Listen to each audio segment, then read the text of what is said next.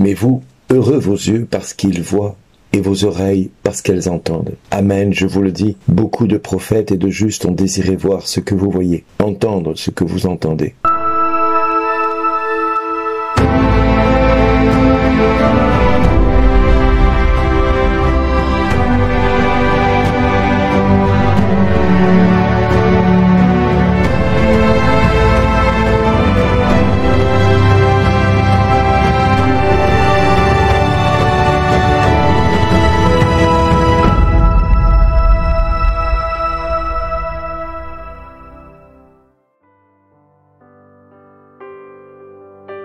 Bonjour les amis, assurément aujourd'hui l'évangile nous parle de bonheur comme bien des fois, mais le désir d'être heureux, même s'il est universel pour les êtres humains, si l'on demande à quelqu'un par exemple est-ce qu'il veut être heureux, la réponse sera toujours la même.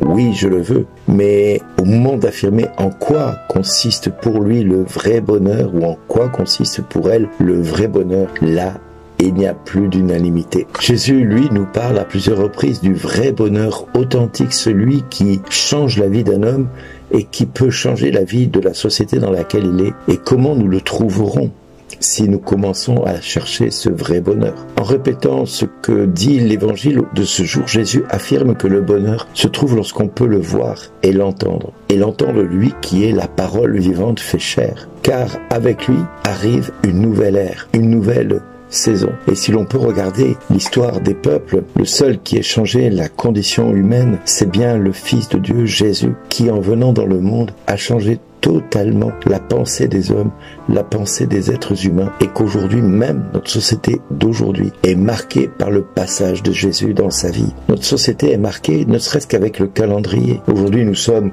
le 26 juillet 2025. Eh bien aujourd'hui, cela fait 2025 ans que le Christ est passé dans l'histoire de l'humanité. Et c'est lui qui a changé toute l'histoire. De telle sorte que lorsque nos yeux se posent sur lui, encore aujourd'hui, nous pouvons parler d'un avant et d'un après. Ainsi, Dieu se sert d'individus humains pour préparer une nouvelle ère, en faisant partie de notre histoire. Quelque part, le Fils de Dieu a besoin d'une mère, et ce sera Marie qu'il choisira. Cette Vierge qui peut, elle, aussi doit avoir quelque part une origine. Des parents comme Joachim et Anne dont nous célébrons la fête aujourd'hui. Et quelque part, sans le savoir, ils deviendront les grands-parents du Messie. En ignorant cela, nous avons vu que Joachim et Anne sont des parents que le Seigneur va guider et amener à donner Marie comme vierge pour le temple. En mettant en application les paroles de saint Paul aux Éphésiens au chapitre 1 versets 9 et 10, ils peuvent affirmer « Il nous a révélé ses plans les plus secrets qu'il a réalisés à travers le Christ en menant l'histoire à son terme. » Quelle belle parole que Paul aux Éphésiens nous donne. Et nous dirons aussi que Joachim et Anne, qui étaient un heureux couple qui en vérité est pur de toute faute, on vous connaîtra grâce au fruit de vos entrailles qu'est fut Marie. Quel bonheur pour les parents et qui ont la chance d'avoir des enfants qui peuvent admirer leur fidélité et d'être reconnaissants pour leur comportement généreux qui leur a donné une existence humaine et chrétienne. Mais aussi, nous pouvons voir que le vrai bonheur pour les enfants, d'avoir la chance de connaître mieux et toujours mieux davantage le Christ Jésus, car ils ont reçu une formation peut-être chrétienne de leurs parents respectifs, avec un exemple de vie et une prière familiale. Mais ce qui va les rendre heureux, c'est de commencer à marcher à la suite du Christ. Alors, nous pouvons, jour après jour, nous poser la question, pourquoi le Seigneur interpelle le peuple de Dieu sans cesse pour suivre le Christ, pour avancer avec le Christ? Pourquoi Dieu interpelle le peuple? Eh bien, nous pouvons le découvrir dans une lecture que nous pouvons trouver dans Exode, chapitre 24, versets 3 à 8, où Moïse vint rapporter au peuple toutes les paroles du Seigneur et toutes ses ordonnances, et c'est tout le peuple qui répondit d'une seule voix. Toutes ces paroles que le Seigneur a dites, nous les mettrons en pratique. Eh bien, à notre tour aujourd'hui d'entendre la parole de Dieu, qui nous appelle à vivre de sa parole, de vivre de sa présence à nos côtés. Tout ce que le Seigneur a dit, nous le mettrons en pratique, nous y obéirons. Alors Moïse prit le sang et en aspergea le peuple et dit, voici le sang de l'alliance, que sur la base de toutes ces paroles, le Seigneur a conclu avec vous.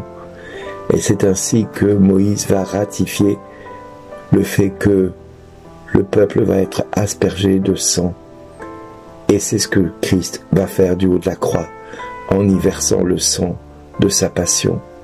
Nous sommes purifiés, nous sommes lavés par le sang de cette alliance versée pour nous et en mémoire de nous. Le Christ n'a pas hésité à livrer sa vie et à donner sa vie en rançon pour la multitude.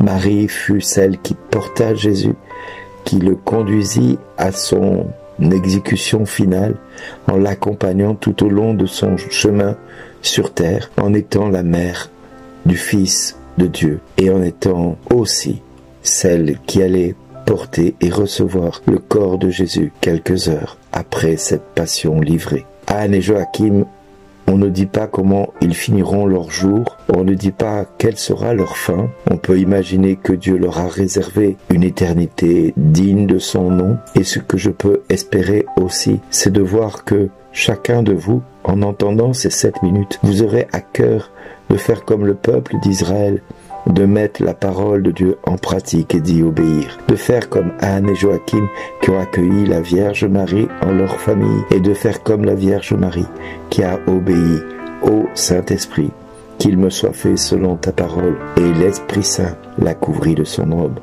car rien n'est impossible à Dieu. Et Dieu a pu dire à Anne, à Joachim, à Marie, comme à chacun de nous, merci d'exister.